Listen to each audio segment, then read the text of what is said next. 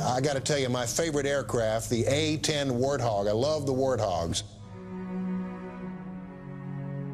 The war we don't see in Iraq is largely the massive toll on civilians in Iraq, where daily, even now, people are being killed and wounded because of this occupation. Open the door!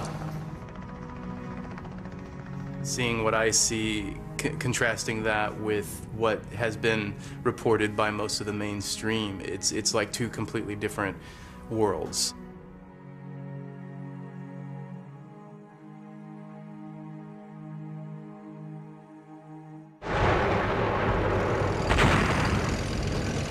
In 2004, American Marines twice assaulted the city of Fallujah, the second time with British forces. A nightmare unfolded. The Americans made the city a free fire zone. The UN reported that 70% of the houses were destroyed and those standing were riddled with bullets. Thousands of civilians were killed. Little of this was shown on the majority TV networks in Britain and America. That the Americans met courageous resistance was not news at all. Viewers did not get a sense of the sheer scale of the suffering of ordinary people.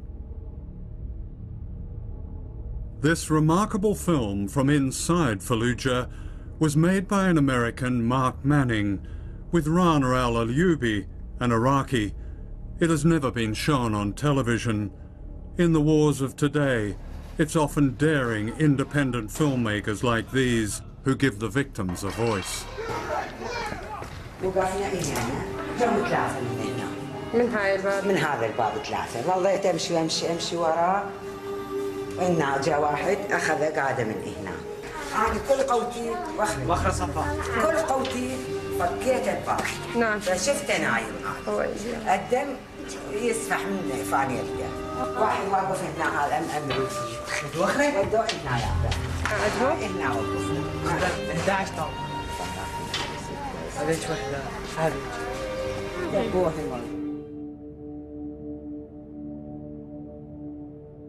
American journalist Dar Jamal also entered Fallujah independently and revealed that the Americans had used white phosphorus and attacked civilians.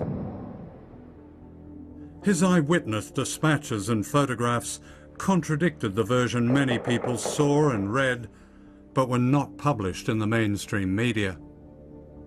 I have photos of trenches being dug, and I watched them burying people there and put little makeshift gravestones, writing anything to try to identify the people. And I walked the rows of these stones after the April siege with one of my interpreters while she read old man in tracksuit with a key in his hand, mother and 2 children. These were the identifying markers, and these are clearly civilians. What does embedding do to journalists themselves? An important distinction between embedded journalists and independent journalists is that when you choose to embed, you're giving the military the full power to control where you go, how you get there, what you see, and when you see it, and in a lot of instances, even how you're going to report that. Hundreds of thousands of people were forced to evacuate the city, refugees in their own land. They were given nowhere to go. Many are still unable to return. يعني ما يصير هيك، يعني الحكومة شلون تقبل يعني يطلعون ذول المجاهدين ويقولون هاي إرهاب وليش مو إخوانك، ما يقولون على الحكومة على هذول الكفرة اللي جم قدروا من العراق، ما يقولون لهم ليش هالعمل هذا، ليش؟ مو الله ما يقبلها.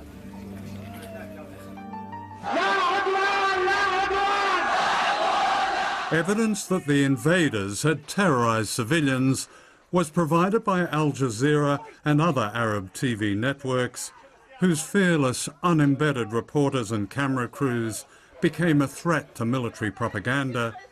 They gave voice to people who refused to be portrayed simply as victims. تفضل يا بوش، شوف هذه المآسي، ترضى بهيجي أنت؟ ترضى بهيجي ظلم؟ أنت أكو عندك إنسانية؟ إذا عندك إنسانية تقدر تشوف طفلة وهي تصيح ماما بابا. وين الإنسانية؟ وين الضمير؟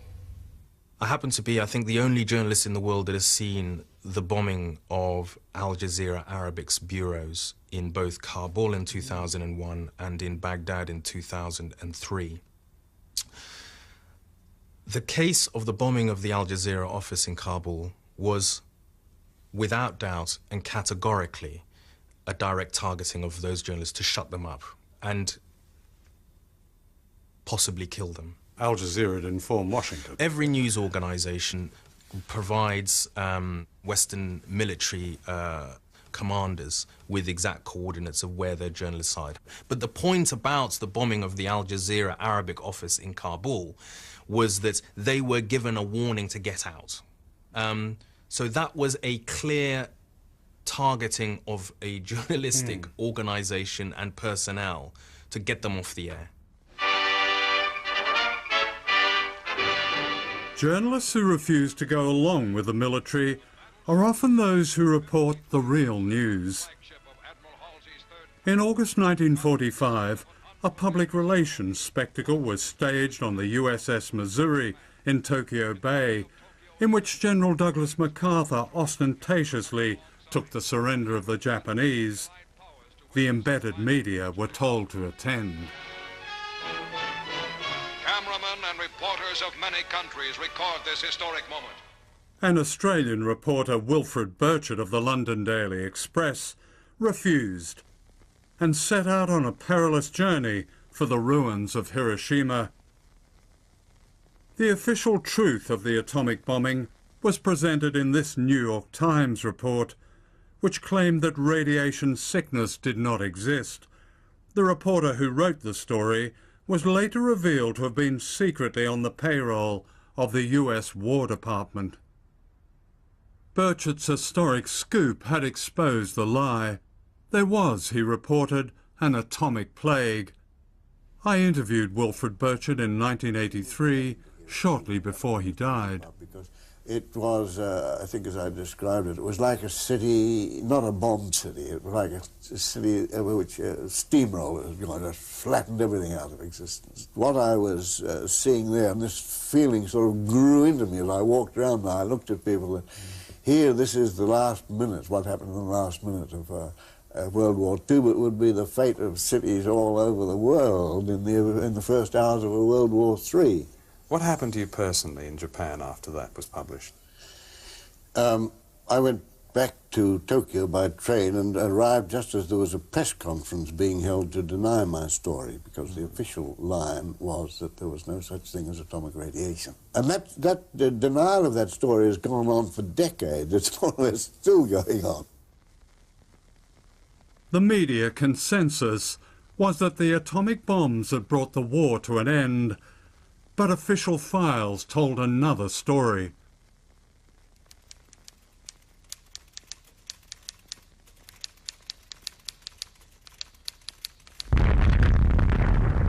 A nuclear race had begun, and the Cold War followed. Based on the propaganda of fear, it was a war we never saw but was always threatening. And we never knew how close America came to using nuclear weapons again. What follows is a secret conversation in 1972 between President Richard Nixon and Henry Kissinger, taped in the White House. Well, no, I rather use a nuclear bomb because that's right. And that, I think, would just be too much. The nuclear bomb, that probably. I just want you to think big, Henry, for Christ's sake. Thinking big was what the Bush administration did in February 2003. This is US Secretary of State Colin Powell at the United Nations, promoting the invasion of Iraq with an extraordinary theater of the absurd. Iraq declared 8,500 liters of anthrax, but UNSCOM estimates that Saddam Hussein could have produced 25,000 liters. Nothing of what he claimed was true. All these pictures were meaningless. Saddam Hussein's intentions have never changed. He is not developing the missiles for self-defense. These are missiles that Iraq wants in order to project power, to threaten, and to deliver chemical, biological, and, if we let him, nuclear warheads. This irrefutable, undeniable, incontrovertible evidence today, Colin Powell brilliantly delivered that smoking gun today. It was devastating. I mean, and overwhelming abundance of the evidence. Point after point after point. He just flooded the terrain with data. Did Colin Powell close the deal today in your mind for anyone who has yet objectively to make up their mind? I think for anybody who analyzes the situation, he has closed the deal. Colin Powell's incredible performance was never seriously challenged in the American broadcast media, of which Rupert Murdoch's Fox Television is the biggest network. Like the rest of the Murdoch empire, it backed the invasion. We expect every American to support our military, and if they can't do that, to shut up. How do you steer this thing? I mean, there's no, you have a stick, is that right? Sure, we have both. But the cartoon journalism of Fox can often overshadow the fact that the respectable media has played a critical part in promoting war. Like Fox, the celebrated New York Times published the false claims that Saddam had weapons of mass destruction. The paper apologized to its readers 1 year later. In Britain, The Observer, another respected liberal newspaper, published the same false claims.